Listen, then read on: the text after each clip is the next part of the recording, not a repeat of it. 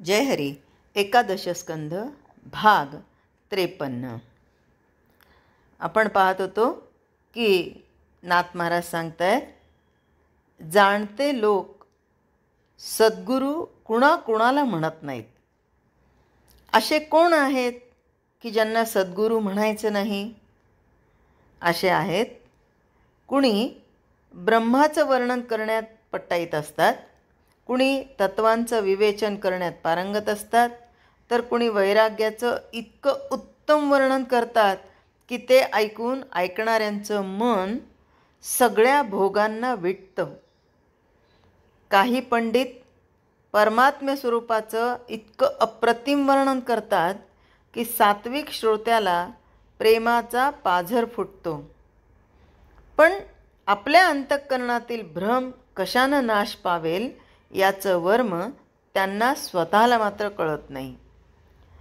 जसं गूळ तयार करण्यासाठी घातलेला उसाचा घाणा तोंडातला रस खालच्या भांड्यामध्ये भरत राहतो, पण आपण मात्र चिपाडं तोंडात घेऊन करकर करकर आवाज करत फिरत राहतो. केवळ शब्दज्ञानी माणसांची अगदी अशीच अवस्था होते. त्यांच्या व्याख्यानात ज्ञान खूप भरलेलं असतं. आपल्या वक्तृत्वानं तो लोकांचं उत्तम मनोरंजन करतो, पण स्वतः मात्र शेवटपर्यंत कोरडा राहून व्यर्थ बडबड करतो. त्याचा योगक्षेम अगदी छान चालतो. लोकांमध्ये त्याला खूप प्रतिष्ठा असते, हे खरं. पण अधिकारी शिष्यास लागलेली आत्मदर्शनाची तळमळ मात्र हे अशा प्रकारचे गुरु शांत करू शकत नाहीत. अमृत या शब्दाचा पाठ केल्याने ज्याप्रमाणे ते चाखायला मिळत नाही, त्याचप्रमाणे केवळ शाब्दिक ज्ञानानं आत्मदर्शनाचा अनुभव येत नाही. ज्यानं स्वतः अमृत चाखलं नाही, तो दुसऱ्याला त्याची चव कशी चाखवणार बरं? मंत्र तंत्र उपदेश करणारे आपल्याला पूज्य खरे, पण ते काही सद्गुरू नव्हेत. आता थोडक्यात सांगायचं म्हणजे काय, हे आत्तापर्यंत जे आपण बघितलेले ते गुरु असले तरी ते सद्गुरू होऊ शकत नाहीत. जो स्वतः पूर्ण अनुभवी असतो, आपल्या शिष्याला जो अपरोक्षानुभवाची म्हणजे आत्मसाक्षात्काराची प्राप्ती करून देतो, तसंच जो निष्ठेच्या जोरावर शिष्याचा उद्धार करतो, त्यालाच सद्गुरू स्वामी असं म्हणतात. ज्यांच्या भाषणानं दृश्याची आसक्ती जळून जाते आणि देहबुद्धी विनाश पावते, त्यांनाच वेदशास्त्रानं सद्गुरूपणा दिला आहे. पण ब्रह्मज्ञानी पुरुषांमध्ये देखील 3 प्रकार आढळतात. कोणते? तर एखाद्याला शुद्ध ब्रह्मज्ञान झालेलं असतं, पण परम अद्भुत परब्रह्माचं दर्शन झालेलं नसतं. आणि दर्शन झाल्याबरोबर आधी झालेलं नसतं, पण जेव्हा दर्शन होतं ते दर्शन झाल्याबरोबर त्याचं मन विरून जातं. द्वैताचं भानच मावळल्यानं त्याच्या 4ही वाचांना मौनाचं कुलूप पडतं. इंद्रिय काम करत नाहीत. प्राण जिथल्या तिथे पांगुळतो आणि देहभाव तटस्थ होतो. अशा ब्रह्मज्ञानी पुरुषाला शिष्यानं मोठ्या भक्तिभावानं परमार्थाचा प्रश्न केला तर त्या प्रश्नाचं उत्तर मिळत नाही. कारण का? तर त्यांनी मौन धारण केलेलं असतं. तो ज्ञानी पुरुष ताठस्थ्यामुळे मौन धरून बसतो, म्हणून त्याला काही समजावून सांगता येत नाही. हा पहिला प्रकार झाला. आता दुसऱ्या प्रकारात काय होतं? तर दुसऱ्या प्रकारामध्ये एखाद्याला ब्रह्मवस्तूचा साक्षात अनुभव येऊन त्याच्या ठिकाणी बाध्य बाधकतेचा भ्रम उरत नाही. तसंच जगात त्याला दुजा भाव उरलेला नसल्यानं द्वैत भावनेचं कर्मही मोडलेलं असतं. असं असलं तरी त्याचं वागणं काहीच्या बाहीच असतं. तो काहीतरी अघटित कृत्य करतो. आपण सगळ्यांनी गजानन विजय वाचला.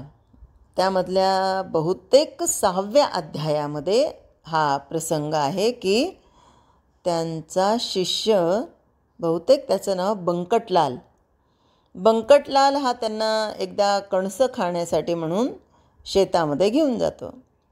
बरं, एकट्या महाराजांना का नाही, बरेच जण असतात त्यांच्यासोबत. आणि कणसं खायचे म्हणजे कसं, कणसं काढायचे, तिथे विस्तू करायचा, त्याच्यावर भाजायचे आणि मग त्याला काय मीठ लिंबू काय लावायचं ते भाजून ती कणसं खायची. मग सगळेजण गेलेले होते आणि तो जो विस्तू लावला त्यामुळे ज्या झाडाखाली विस्तू पेटवला आजूबाजूला तिथे कुठे मोहोळ असेल आणि ते मधमाशांचं मोहोळ उठलं. उठल्यानंतर सगळे लोक ताबडतोब पळून गेले. पण एकटा बंकटलाल तिथे महाराजांसाठी थांबला, कारण महाराजांनी काय केलं होतं, आपल्या योग सामर्थ्याने त्या सगळ्या माशा आपल्या पाठीवर ठेवून घेतल्या. म्हणजे बोलवलं त्यांना की बाकी कुणालाही, इतर कुणाला इजा करू नका, इथे माझा बंकट आहे त्यालाही इजा करू नका, असं म्हणून त्या मधमाशा ज्या होत्या त्यांना पाठीवर धारण करून घेतलं. अक्षरशः शाल पांघरावी किंवा घोंगडी पांघरावी अशा पद्धतीने त्या माशा महाराजांच्या पाठीवर दिसत होत्या आणि बाकी लोक मात्र सगळे पळून गेले. आता बंकटलालाला कळे ना की कसं त्या माशांना उठवू, माझ्या महाराजांना त्रास होऊ नये. त्याची ती तळमळ महाराजांनी बघितली आणि त्या मधमाशांना सांगितलं, जाग बाई, तुम्ही तुमच्या मोहळामध्ये जाऊन बसा, पण माझ्या बंकटला मात्र काही करू नका. आता बंकटलालला इतकं वाईट वाटायला लागलं की एवढ्या मधमाशा महाराजांच्या पाठीवर बसल्या, किती त्रास झाला असेल, काय झालं असेल, तो पश्चाताप करायला लागला. आणि तो महाराजांना म्हणतो, महाराज काही काळजी करू नका, मी सोनाराला बोलवतो, तुमच्या पाठीमध्ये रुतलेले सगळे काटे काढायला लावतो, काही काळजी करू नका. लगेच महाराजांना त्रास होऊ नये म्हणून सोनाराला बोलवलं. काटे काढायला तो सोनार तिथे बसला. तर तो म्हणतो, महाराजांच्या पाठीवर तर एकही काटा रुतल्याची कुठेच खूण दिसत नाही आहे. बंकटलाल म्हणतो, अहो मी स्वतः बघितलं, सगळ्या मोहळाच्या माशा त्या महाराजांच्या पाठीवर बसलेल्या होत्या आणि या सोनाराला तर काटे दिसत नाही आहे. मग महाराजांनी जसं इथे सांगितलं अघटित कृत्य करतो, त्याप्रमाणे महाराजांनी आपल्या पाठीतून ते काटे दिसतील अशा पद्धतीने वरच्या बाजूला केले आणि असा अघटित कृत्य करणारे हेच ते खरे ब्रह्मज्ञानी असतात.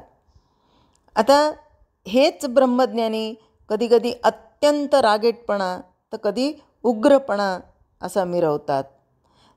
त्यामुळं केवळ भीतीनं कुणी माणूस त्यांच्याजवळ जाऊ शकत नाही. जसं आपण गजानन महाराजांच्याच पोथीमध्ये वाचलेला प्रकार आहे की कुणी साधू आलेले आणि त्यांनी ती धुनी तयार केली, तो धूर सगळीकडे चालला आणि त्यावेळेस ते साधू घाबरून पळून गेले आणि त्या धुराची किमया महाराजांनी केली, कारण त्यांना अशा म्हणजे ढोंगी लोकांना आपल्याजवळ येऊ द्यायचं नव्हतं आणि म्हणूनच केवळ भीतीनं कुणी माणूस त्यांच्याजवळ जाऊ शकत नाही. आपण जेव्हा जेव्हा संत चरित्र वाचतो त्यावेळेस आपल्याला या सगळ्या गोष्टी लक्षात येतात. कधीकधी हे ब्रह्मज्ञानी काय करतात, आपल्या स्वतःशीच हसतात आणि परमार्थ जर बोललाच तर गूढ ध्वनितार्थाने बोलतात. आता आमच्या गजानन महाराजांचंच उदाहरण बघूया. गण गण गणात बोते हा मंत्र ऐकणाऱ्याला कळणारच नाही, पण गण गण गणात बोते म्हणजे या संपूर्ण विश्वामध्ये मीच एक आहे, विश्वाचा मालक मीच आहे, हा अर्थ गूढार्थ आहे, हा पटकन इतरांना कळत नाही. आणि हे जे ब्रह्मज्ञानी आहेत त्यांच्या बोलण्यानं शिष्याला लवकर काहीच कळत नाही, उलट त्याचं मन गोंधळात पडतं. अशा ब्रह्मज्ञानी पुरुषांची ब्रह्मस्थिती सामान्य लोकांना आकलन होत नाही. अर्थात सर्वसाधारण मनुष्य ज्ञानप्राप्तीसाठी भक्तिभावानं त्यांच्याकडे जात नाही. ऐका, हा खऱ्या भक्तिभावाने जातो का? नाही जात. काहीतरी मागणं मागायला जातो, काहीतरी नवस असतात आणि ते पूर्ण करायला जातात. आता दुसरा प्रकार काय, तर सगळ्या लोकांना सारखा उपयोगी पडणारा ब्रह्मज्ञानी पुरुषांचा हा तिसरा प्रकार होय. तो कसा, तर जो ब्रह्मज्ञानी पुरुष काया वाचा मनानं हीन दीन जनांवर अत्यंत दया आणि प्रेम करतो, आपल्याकडे येणाऱ्या माणसांची संसारामधील आसक्ती जो सोडवतो आणि त्यांच्या अहंकारांचं ठाणच उडवतो, त्याला सद्गुरू ही पदवी शोभते. कारण हे काय करतात, तर जे स्वतः ब्रह्मानंदाने मस्त होऊन डोलत असतात, शब्दज्ञानात पारंगत असतात आणि शिष्यांना परमार्थ समजून देण्यात तरबेज असतात, तेच खरे सद्गुरू होत. जसा ज्याचा भाव तसा त्याला अनुभव देऊन पुन्हा गुरुपणाचा अहंकार मात्र स्वतःकडे ते किंचितही येऊ देत नाहीत. हेच सद्गुरूंचं लक्षण आहे. शिष्याला पुत्रासारखं पाहावं असं स्मृती सांगते. तिला अनुसरून सद्गुरू शिष्याला कमीपणानं न पाहता पूर्ण ब्रह्मरूपच पाहतात. त्यांना सगळी भूतं जर भगवत स्वरूप दिसतात, तर मग शिष्य तेवढा सेवकपणानं वेगळा कसा दिसेल. आणि म्हणून स्वतःच्या प्रेमानं आणि भक्तिभावानं शिष्य सद्गुरूंची सेवा करतो. जय हरी.